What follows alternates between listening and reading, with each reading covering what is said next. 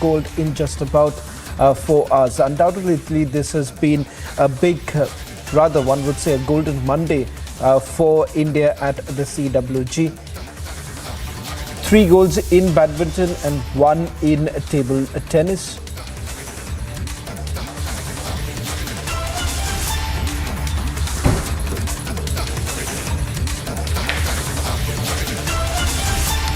In fact, let's just put out the medal tally right now. As you can see on our screens, the latest now coming in with 4 golds in just about 4 hours. This undoubtedly has been a great victory for India. As you can see, as per the tally, India stands at number 4.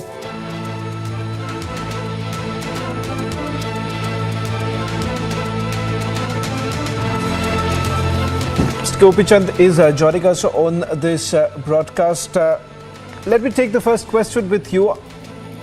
It's a golden rush for India right now. India stands 4th in the CWG 2022. How do you take a look at what this entire series and the fact that this has been a great victory for India? I think overall Indian sport has looked good over the last few years. Credit has to be given to the government for the policies and the way it's worked. And I think overall today parents are ready to put their kids in sport. Kids are looking at sport as a career. And most importantly, the Indian sportspersons have believed in themselves and delivered. This is not just a victory which has come suddenly. I think this has been a build-up over the last 10 years or so, which is that we're getting the results what we are getting. Mr. Gopichand, if I can just take you through the hardships that one has to face, given the fact that Indian badminton has come a long way. What do you think has really changed? And that is the reason why today, on a single day, you are looking at least 3 such great win for India. I think if you look at consistently over the last few years, I think victory after victory has ensured that the players are confident. The people who are supporting the sport, whether it's government or corporates or private or NGOs, I think have invested in it. The parents have said that there is a scope for this sport to be a career. I think all of this has culminated a great effort from the Badminton Association of India to organize events and to push the game forward. So I think all of it culminates to get us where we are. And a lot of effort from the players, the coaches, the support team. I think all of that is what we are seeing is the results here. Mr. Gopichand, if I can just take one last question with you with regards to the victory particularly, and be it Lakshya for that matter, the matches that have essentially been played. What do you think is the biggest takeaway from this time, the matches that have been played by India? I think Indian badminton is looking at conquering great heights, and I think the performance in all of these events, whether it's men's singles, doubles, men's doubles, ladies doubles, I think we've got some fantastic medals.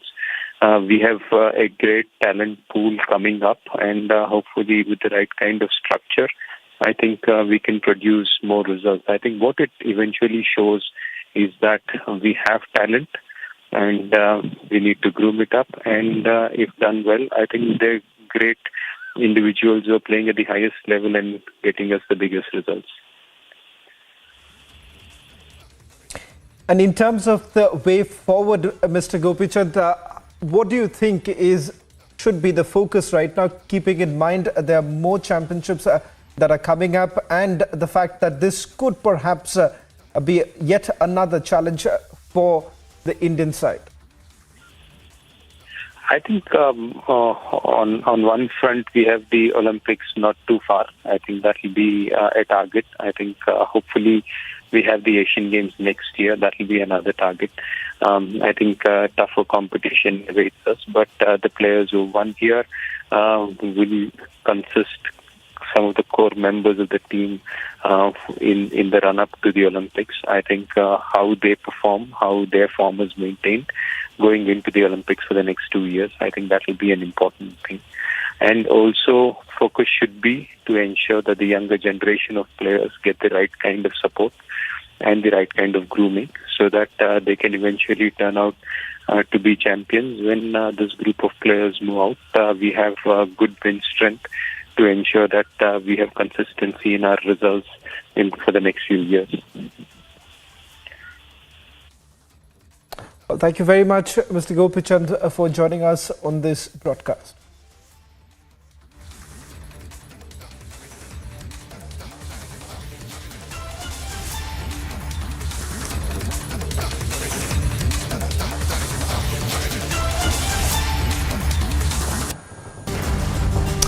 Starting this edition of This Is Exclusive with the big story that we are getting you tonight. Republic gets you the details of a twin terror module operated by Pakistan to supply funding for terrorism in Kashmir. Now, what's interesting is there are two separate modules. For the first time, perhaps we're bringing you details of the cryptocurrency, how exactly that is being used for terror funding. Both modules are managed by different terror groups. Module 1, what you see right now on your screens, is operated by Bitcoin for terror funding, and Module 2 is by narcotics for terror funding. In fact, we're getting in more details on this story. Let's begin with Module 1, that is the Bitcoin for terror funding. What does this essentially mean? In fact, it turns out, if we can also put out the breaking news now coming in, details of it, the crypto jihad which is being exposed by Republic TV. It is essentially the terror module. This module is totally being handled by Jaish-e-Mohammed. In fact, we're being told by our sources is that the purchase of Bitcoin takes place from Pakistan, transferred to multiple accounts in the Middle East. People who are basically close to the line of control are the main target of Jaish-e-Mohammed, as they can at times, as my colleague Gursimran has been pointing out, is a consignment picker as well as OGWs to show the route to infiltrating Jaish terrorists. Before I go across to Gursimran, I just want to take our viewers through some of the maps that we have accessed, and perhaps Gursimran can also come in with regards to what's the transfer. I'll ask my producers to cut to the maps that we have accessed right now, because these very maps will actually tell you how this story basically moves. On your screens right now is that first map that we have accessed, which shows the movement basically taking place from Turkey all the way to UAE. Bitcoins that are basically purchased from Pakistan, transferred to accounts in Middle East, multiple shuffling of Bitcoins to basically evade the origin. Let's move to map number 2. Movement basically taking place from Oman to Kashmir. Map number 3, that's Qatar to Baramulla. And the fifth map is from Turkey to Punj. These are the 5 maps. If we can also place all the 5 maps, as I also bring in my colleague Gursimran to explain what exactly is this Bitcoin for terror funding. That's the first breaking news that's coming in. Let's also quickly move with our lines in terms of what this crypto jihad is all about. Gursimran, the exclusive that you're getting us tonight, it's about crypto for jihad, which has been exposed by Republic TV. What appears is very clear is that it is being bought in Pakistan, transferred into multiple accounts in Middle East, and then finally it finds its way in Kashmir. What I want you to explain now is that once it reaches Kashmir, how is it being utilized by Jaish-e-Mohammed? And then perhaps we'll go to the second big breaking news now coming in, that is the narco terror. But first, let's focus on what really happens when the Bitcoins basically reach to the handlers here in India. See, Shavan, how it is working. We have access to 5 maps. First, to explains how the Pakistani handlers they brought this, and then they move it into the West country, into the Middle East countries. The Middle East countries, it was shuffled into the multiple accounts so that the origin cannot be traced by the investigating agencies. Then from the Middle East, it was transferred to the overground workers or the terror associates in the Kashmir Valley. They then sell it and they take the money to their accounts or to various means, to their saving accounts or to their PayPal accounts. Different means are used, and then the money that was fetched from the sale of these bitcoins that were originally purchased from Pakistan moved to Middle East, shuffled there, and then sent to the Kashmir Valley OGWs. The money generated is used to harbor the terrorists, for the infiltration of the terrorists, for terror activities in the Kashmir Valley. This has come into fore as the Jaish-e-Mohammed terror outfit is mostly using it. Senior officials in the intelligence agencies have confirmed to the public that this module has come into being in the past 1.5 year, that has continuously been used to fund the terror associates of Jaish-e-Mohammed, and so as to felicitate the infiltration of the terrorists from the line of control as all the prime targets of these. That means Pakistan is sending these bitcoins via Middle East to the overground workers and terror associates along the line of control. It has come into fore that it was in Baramulla, Kupwara, even in the Poonch district of Jammu and Kashmir. So this was their module, how it was working, and then the cash that was minted from the sale of bitcoins was used for the terror activities in Jammu and Kashmir. Shavan. Well, before I come across to the other big breaking news that's coming in with regards to narco terror, one quick question with regards to Bitcoin. Now, the difficulty in tracing it, Gursimran, I want a little bit more clarity for all our viewers. How exactly is it being traced? Which is the agency that is essentially looking into? And who is it behind it? Because in narco terror it appears that there is a proper code name. Pakistan ISI is basically coordinating with the field agents. What really happens when it comes to bitcoins? A quick answer, and then let's move to the second big breaking news coming in with regards to the narco terror. See, this has come into fore when some of the accounts of the overground workers of Jaish-e-Mohammed were traced by the Jammu and Kashmir Police Special Wing, that is Special Investigation Agency, and now they got to know that it was in the Pakistan that they have purchased these kind of bitcoins, then transferred to UAE. This module has come into being. Now they are trying to trace who all are behind this, but what has come prima facie, what seems, is the Jaish-e-Mohammed handlers who are doing so. However, no name of the Pakistani intelligence agencies have so far emerged, but when it comes to Jaish-e-Mohammed, they are directly or indirectly supported by AISI.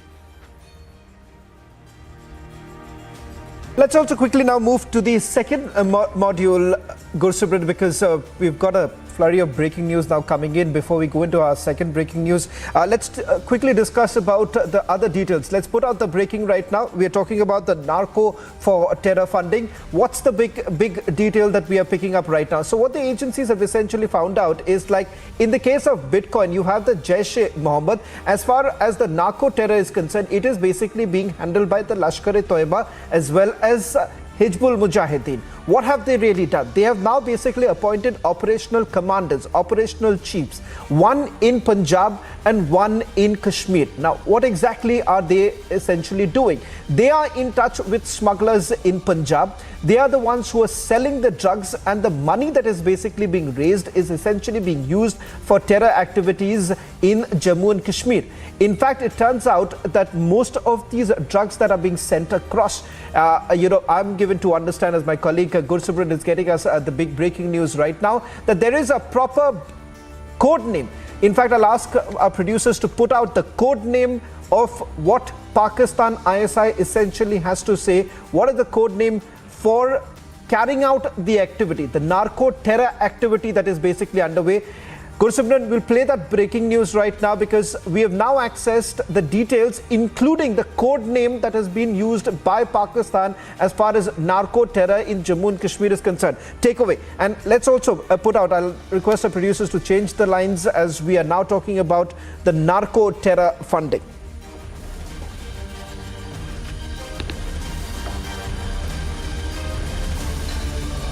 Gursimran, go ahead.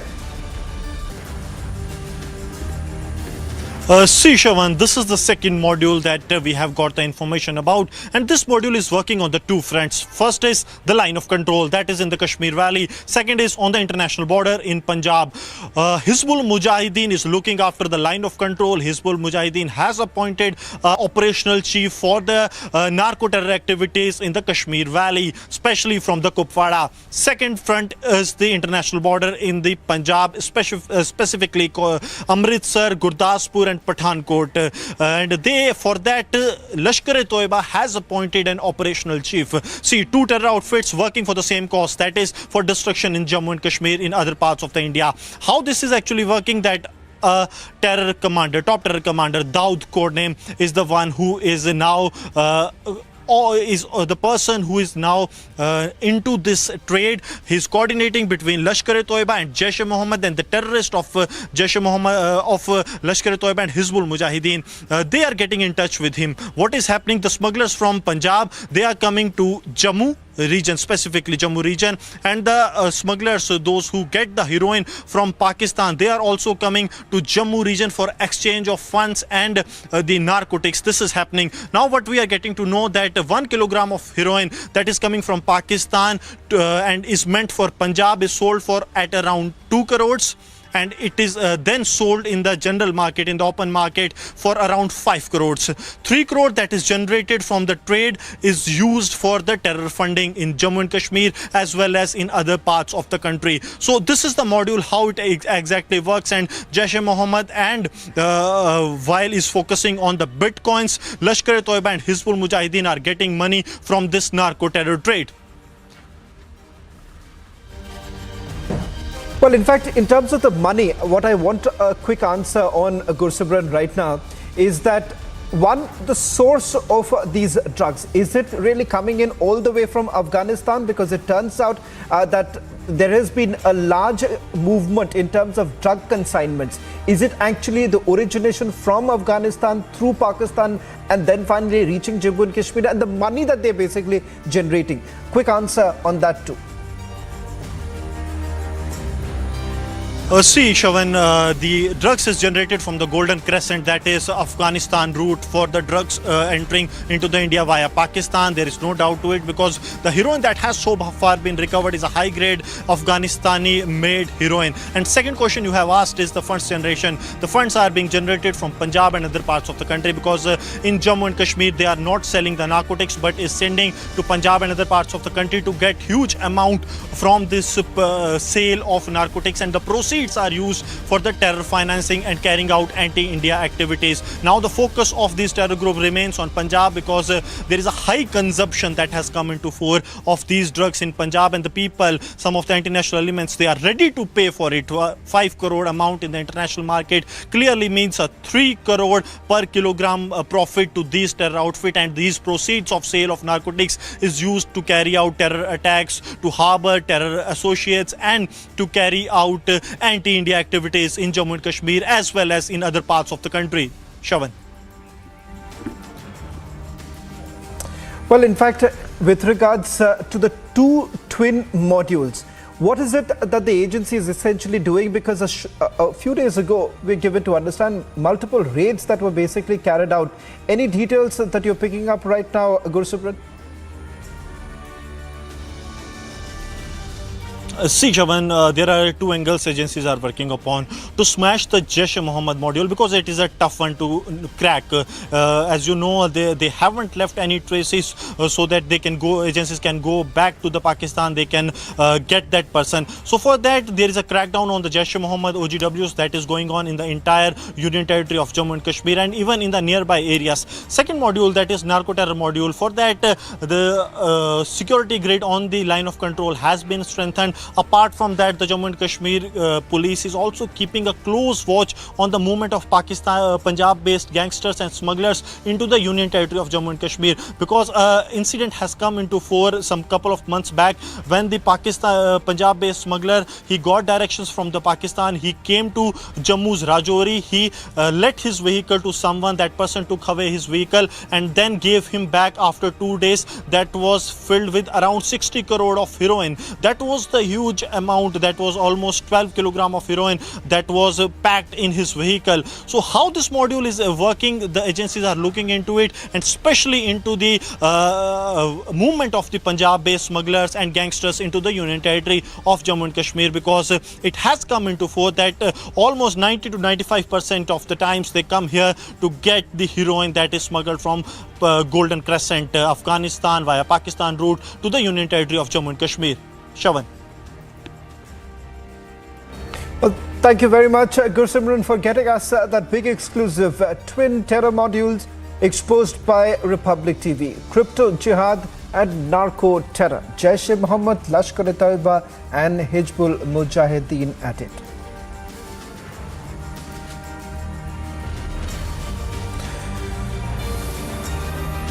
On the other side, we would be joined by Nikhat Zareen, who won her maiden at Birmingham CWG. She won gold medal at the 2011 Women's Youth and Junior World Boxing Championships held in Dahlia. Zareen won the gold medal in 2022. She'll be joining us on the other side.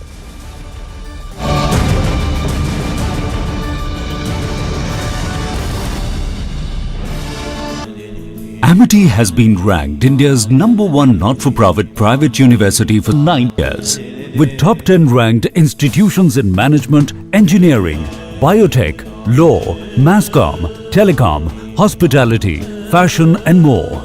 Yet another top ranking for Amity University. This full road has been blocked by the Congress workers, the high voltage drama. Nancy Pelosi lands in Taiwan.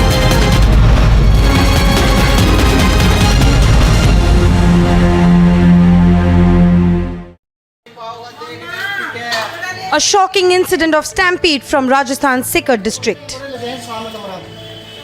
A stampede broke out in the monthly fair of Khatu Shyamji temple. The stampede broke out at 5 a.m. in the morning. The stampede took place due to heavy influx of devotees at the entrance of the main gate of the temple. The police reached the spot and started the relief work. All the injured have been admitted to a nearby hospital. According to the reports, the CCTV camera of the entire Khatu Sham temple in and outside is also being intervened and also being investigated in this entire incident of 3 killings of women and the injured people as well. The injured are receiving proper treatment at Jaipur Hospital. Rajasthan government is also looking into the matter. In the Khatu Sham temple incident, the investigation has started and is being carried out by Rajasthan administration. Along with video journalist Manish Harshatanwani reporting for Republic TV. These protesters have blocked the main ITO road. Nancy Pelosi lands and she's coming down now. Nancy Pelosi.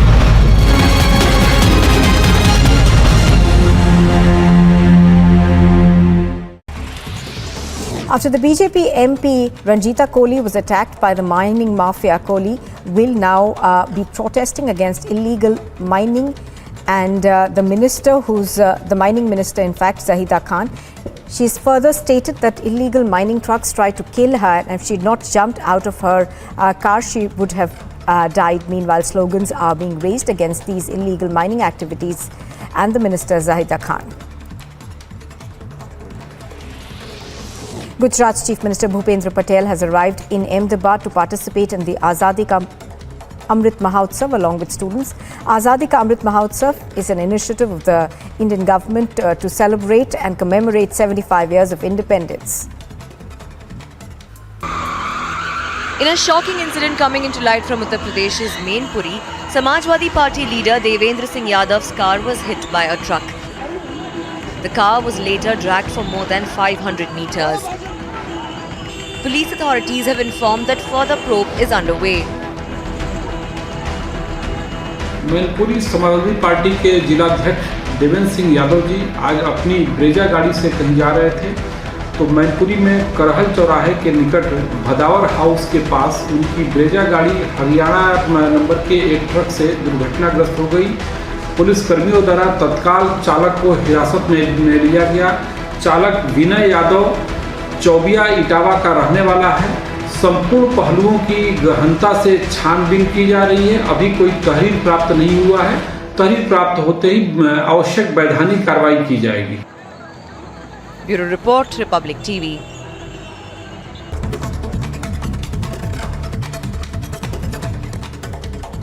Now, the National Investigation Agency has asked.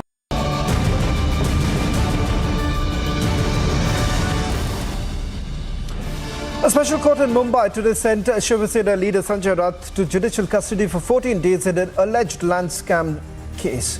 He will now stay in Enforcement Directorate's custody till 22nd of August. The probe agency did not ask for an extension of the Sena leader's custody, but top sources now confirming to Republic TV that the trouble does not end here for Sanjay Raut. He is not only being probed in the Patrachal redevelopment scam, but we are now given to understand that he is also being probed in the Pearls chit fund scam, where in all likelihood in the coming few days the Enforcement Directorate would be submitting an application before the PMLA court seeking permission to question Sanjay Raut. In fact, we had confronted his brother Sunil Raut a short while back.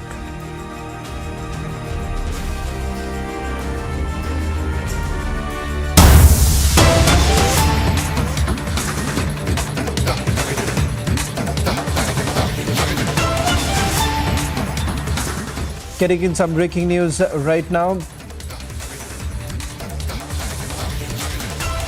The Prime Minister's, this is the latest visuals coming in. Opposition leaders whom the Prime Minister is meeting after the Parliament session is now over. In a short while from now, we'll be also getting in more details. What you see right now on your screens, images coming in of Prime Minister along with Lok Sabha Speaker Om Birla, Rajnath Singh, Sudeep Bandyopadhyay of the Trinamool Congress.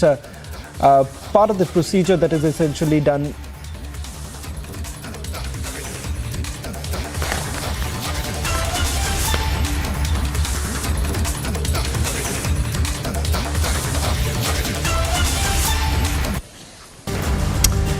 Joining us on this special broadcast is Nikhil Zareen, who will be joining us in a short while from now. Undoubtedly for India, this has been a great victory. At least today we've had multiple wins in terms of several sports in the CWG. But as far as Nikhil Zareen is concerned, remember it's been a massive challenge, and not just that, it's been a fantastic victory for Nikhil Zareen. Nikhil Zareen, बहुत-बहुत धन्यवाद Republic TV से बात करने के लिए। सबसे पहले आपसे जानना चाहूँगा कि इस पूरे एक्सपीरियंस को लेकर कॉमनवेल्थ के चैलेंजेस बहुत अलग थे कि उससे पहले वाले चैलेंजेस भी कॉमनवेल्थ से काफ़ी अलग थे। आप क्या कहना चाहेंगे इस बार कि ये जो फाइनल था CWG में, ये कहा जाता आपके लिए सबसे बड़ा चैलेंज इंग्लैंड से होने वाला था, क्या आप मानती हैं कि बहुत अलग चैलेंजेस थे इस बार?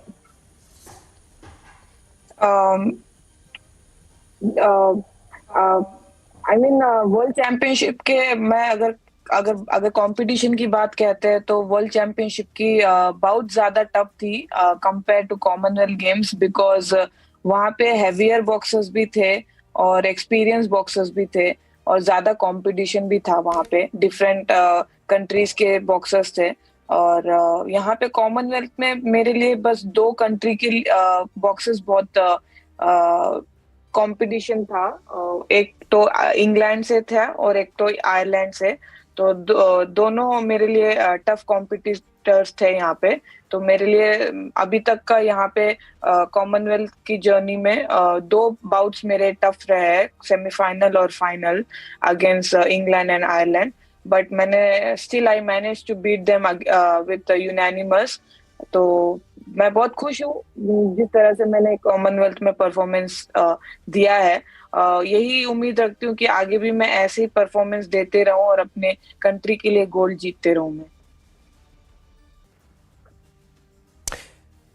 निखिल जरीन, आपसे ये पूछना चाहूंगा क्योंकि पिछली बार आपके जो बाउट्स थे वो कम थे, इस बार ज्यादा थे इस बार से, तो क्या आपको लगता है कि कहीं ना कहीं जो एक कहा जाता है कि वर्ल्ड चैंपियन आफ्टर ऑल वो रिंग के अंदर है, एक तरह से क्या ये कहना सही होगा कि आप वो स्वैग से अंदर जाती हैं रिंग में कि इस बार चैंपियन, वर्ल्ड चैंपियन अंदर जा रही है?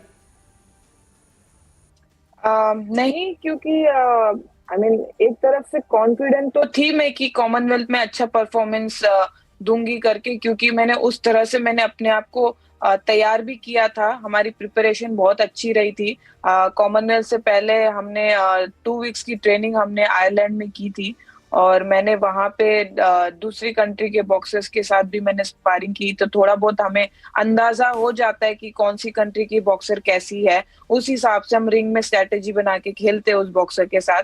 तो मैंने वहां पे आयरलैंड की लड़की के साथ मैंने स्पारिंग कर रखी थी, तो मुझे थोड़ा बहुत आइडिया था उसके साथ कैसे खेलना। तो फाइनल में उस हिसाब से मैंने अपने कोच के साथ स्ट्रेटेजी प्लान करके हमने रिंग में वही चीज हमने अप्लाई किया, और हमने तीनों राउंड यूनानिमस जीता। तो बहुत अच्छा फील होता है कि हम जो मेहनत करते हैं हम उस चीज को हम रिंग में अप्लाई कर पाते हैं, और हम सक्सेसफुली हम उस बाउट को हम जीत के हमारे देश के लिए हम मेडल लेकर आते हैं। तो बहुत अच्छा फील होता है। निकित, अगर ये सवाल करूं, क्योंकि आप स्ट्रैटेजी की अगर बात कर रहे हैं कि कोई तरह की बदलाव किया जाता है, कि अमेंडमेंट किया जाता है, कि ऑफेंस और डिफेंस मिड बाउट में, या एक तरह की आप जब जाते हैं रिंग के अंदर वो एक प्री प्लान्ड स्ट्रैटेजी रहता है ओपोनेंट को देखकर, आप किस तरह से टैकल करती हैं? देखिए, स्ट्रैटेजी तो हम रिंग में जाने से पहले ही हम बना के जाते हैं, बट आगे वाले भी तो वो आगे वाली अपोनेंट भी स्ट्रैटेजी बना के आती है। तो बट रिंग में जब आप एंटर करते हो, तो जब दोनों बॉक्सिंग स्टार्ट करते हैं, तो पहली बात तो स्टार्टिंग 1 मिनट और 30 सेकंड तो बॉक्सर को रीड करने में ही चले जाता है। तो उस हिसाब से फिर आगे हम जैसे जैसे टाइम गुजरता है उस तरह से हम अपना गेम चेंज करते हैं। और रही बात, अगर कई बार ऐसे होता है हम जो स्ट्रैटेजी बना के जाते हैं वो स्ट्रैटेजी हम कब कामयाब नहीं हो पाती है, तो हमें चेंज करना पड़ता है उसी टाइम, फ्रिक्शन ऑफ सेकंड में हमें गेम प्लान भी चेंज करना होता है। तो यही बॉक्सिंग ऐसे ही होता है, और जो दिमाग से खेलता है वो जीत जाता है। तो और जजेस की भी स्कोरिंग इसी तरह से होती है कि बॉक्सर जो डोमिनेट करता है और जो कॉन्फिडेंटली खेलता है रिंग में, तो उसी को ज्यादा पॉइंट्स मिलते हैं। तो उस हिसाब से मेरा यही स्ट्रैटेजी था कॉमनवेल्थ में कि दोनों राउंड में डोमिनेटिंग दिखूं और लास्ट राउंड में थोड़ा रिलैक्स होके खेलूं, और मैंने हर बाउट में ऐसे ही किया, और तभी जाके मैं सारे बाउट्स में यूनानिमसली जीता है मैंने यहाँ पे भी। तो बहुत अच्छा फील होता है। आपके ट्रेनिंग के बारे में भी काफ़ी लिखा जाता है, और क्योंकि आपने अपने पिताजी के अंडर में भी ट्रेनिंग आप कर चुकी हैं, ये सवाल मैं इसलिए करना चाहूँगा क्योंकि एक तरफ अपने पिताजी के अंडर में ट्रेनिंग करना और अब कोचेस, अलग तरीके के कोचेस के अंदर में ट्रेन करना, क्या अंतर रहता है और आप इसको किस तरह से एडजस्ट करती हैं? फादर के अंडर मैंने एथलेटिक्स की ट्रेनिंग की थी, क्योंकि जब मेरे पास कोई कोच नहीं थे तो मेरे पापा ही मेरे साथ आते थे मेरा टाइमिंग ये सब देखने के लिए। बट जब मैं बॉक्सिंग में आई थी तो मैंने कोचेस के अंदर ही ट्रेनिंग की है, और अभी फिलहाल मैं हमारे जो चीफ कोच है भास्कर भट्ट सर, तो उनके अंडर मैं ट्रेनिंग कर रही हूँ आईजी स्टेडियम में दिल्ली में। तो फिलहाल हमारी बहुत अच्छी तैयारी रही है, और आगे भी कोशिश रहेगी कि ऐसी मेहनत करते रहे और ऐसे ही हम अपने देश के लिए मेडल जीतते रहे। देखिए, अगर सवाल इस बात के करें कि अब अगर देखा जाए कि जिस तरह से CWG के भारत की परफॉर्मेंस रह चुकी है, और साथ ही साथ इतने सालों में जो बदलाव की बातें की जाती है, आपके मन से क्या लगता है कि ऐसा क्या बदला है भारत के लिए जब आज मेडल टैली में भारत चौथे पायदान पर है?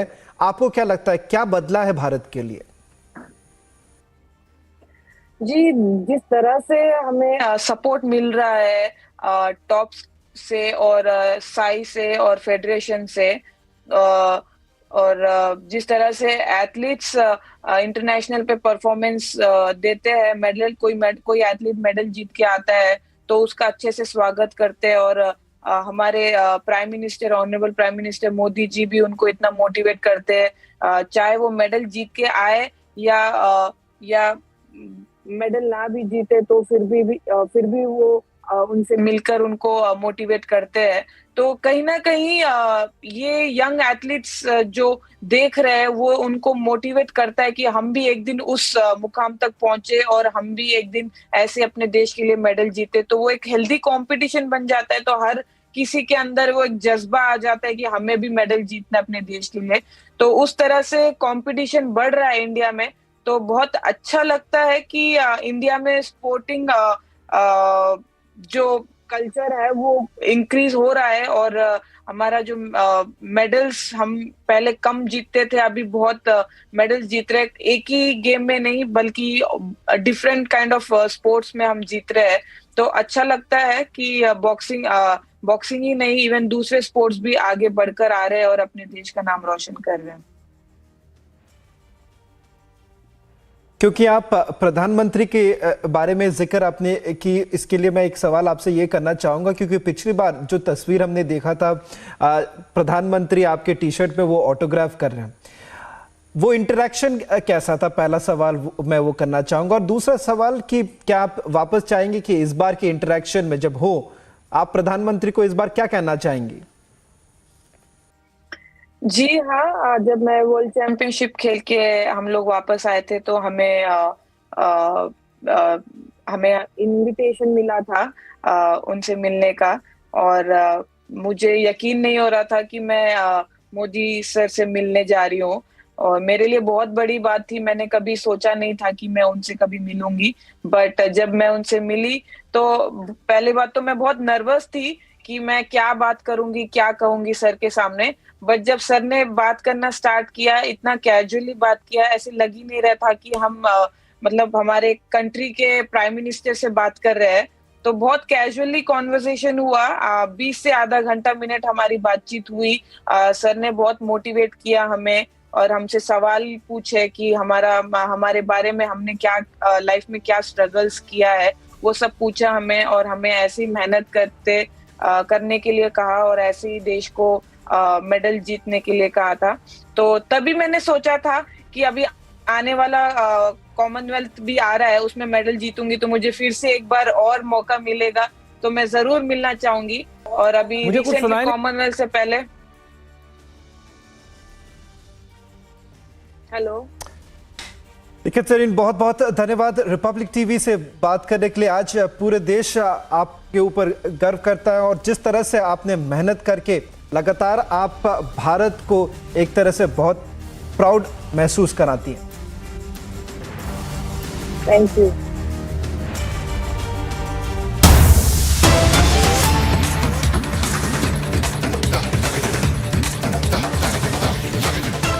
Breaking news development coming in India. Indian men's hockey team wins silver medal after a defeat to Australia in the finals. This comes on the back of Indian women's team winning the bronze medal just 24 hours back. That was yesterday. India capping the medal tally with a silver in hockey as the Commonwealth Games at Birmingham come to an end today. And that's a big breaking development coming in. Another big win for India at the Commonwealth Games, which are through their last leg today. An Indian men's hockey team wins silver in the finals after getting defeated by Australia, in fact. And that's an important one. This is second medal in the hockey. And before that, we have had 3 medals coming in, all 3 goals in badminton. It's a historic silver. And let's go to Nidhi Ranjan. Joins us over the phone.